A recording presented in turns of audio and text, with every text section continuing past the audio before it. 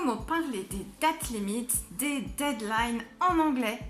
Je vous présente aujourd'hui dans cette vidéo 5 expressions très anglophones et je vous les présente en contexte comme d'habitude pour que vous puissiez les mémoriser facilement et les réintégrer dans votre quotidien rapidement.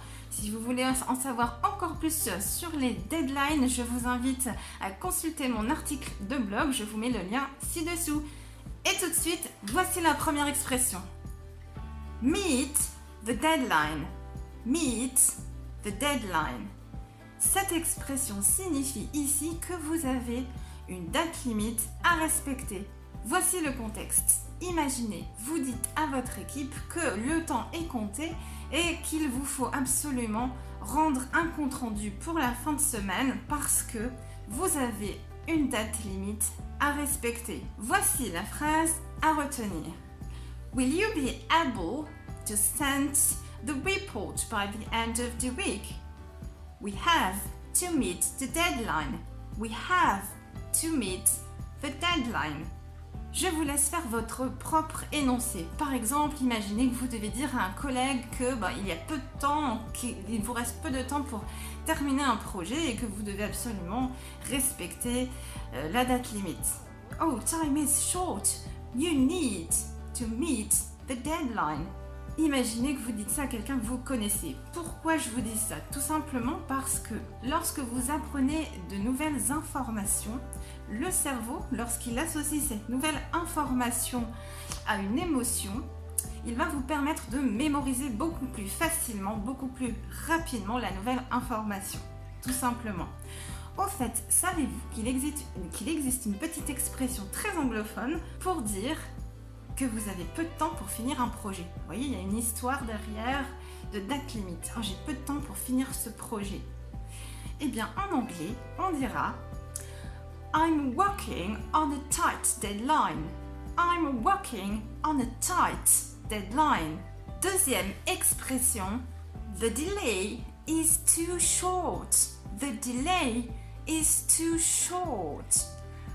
Ici, il s'agit de dire que le temps qu'il vous reste avant la date limite, il est trop court. Voici le contexte.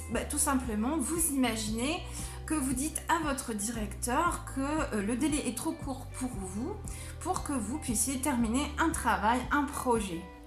Voici la phrase complète à retenir.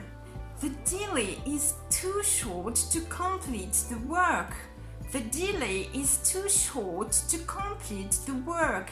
Imaginez votre propre énoncé. Dites à quelqu'un que vous n'avez pas assez de temps pour respecter un délai. For example, oh Mary, the delay is too short to complete the report.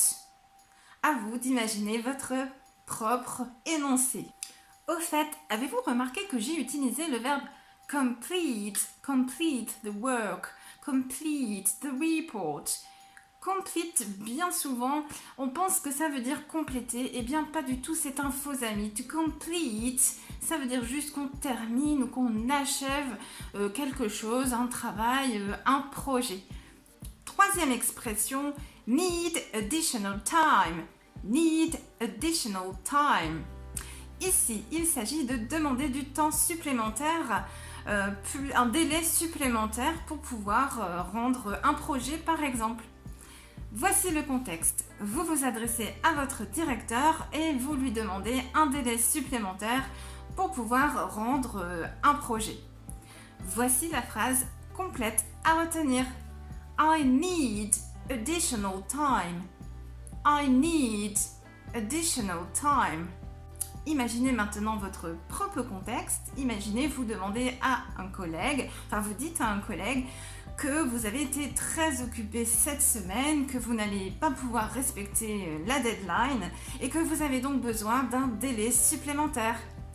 I was very busy this week. I won't be able to meet the deadline.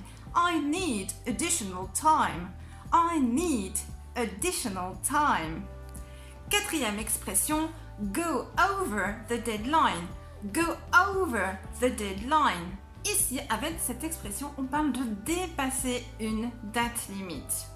Voici le contexte. Par exemple, vous informez votre équipe que vous ne devez pas dépasser la date limite, sinon vous perdez le contrat. Voici la phrase à retenir. You can't go over the deadline or we lose the contract. We can't go over the deadline or we lose the contract. Imaginez votre propre contexte, vous dites à quelqu'un que si vous dépassez la date limite, vous perdez le projet, par exemple. If you go over the deadline, you will lose the contract. If you go over the deadline, you will lose the project or the contract. Cinquième expression, set a deadline. Set a deadline. Avec cette expression, vous dites que vous fixez une date limite. Voici le contexte. Vous dites par exemple à votre directeur que vous avez fixé une deadline, une date limite à votre équipe pour qu'il puisse atteindre rapidement l'objectif. Voici la phrase complète à mémoriser. I've set a deadline for the team to quickly achieve the objective. I set a deadline for the team to quickly achieve the objective. À vous maintenant d'imaginer votre propre contexte. Imaginez, vous dites à votre collègue que la date limite est vendredi. Voici la phrase complète à mémoriser. The deadline is set for Friday. The deadline is set for Friday. Petite remarque, j'ai utilisé for pour annoncer juste après la date. Voilà, vous savez désormais parler des délais en anglais. Vous savez dire meet a deadline, the delay is too short, need additional time, go over the deadline and finally set a deadline. Pourquoi choisir cet apprentissage en phrase complète et en contexte? Eh bien tout simplement parce que lorsque vous vous retrouvez en conversation, vous allez rapidement faire appel à cette phrase complète, ce qui vous évitera de traduire mot à mot à partir de votre français. Votre anglais deviendra donc beaucoup plus fluide, beaucoup plus authentique et surtout vous vous détachez totalement de cette traduction mot à mot qui vous pose problème parce que ça vous bloque pour vous exprimer parfaitement, enfin, en tout cas de manière fluide en anglais. Vous utilisez les expressions des anglophones.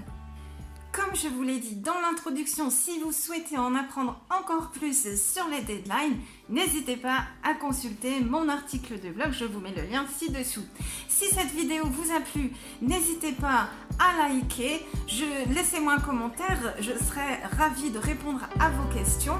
En attendant, je vous retrouve très prochainement pour une nouvelle vidéo pour découvrir de nouvelles expressions très anglophones que vous allez pouvoir facilement utiliser, mémoriser pour passer votre anglais au niveau supérieur. Alors faites la différence en anglais, apprenez à penser comme un anglophone en vous abonnant à ma chaîne. I wish you a fantastic day. I see you soon. Bye bye.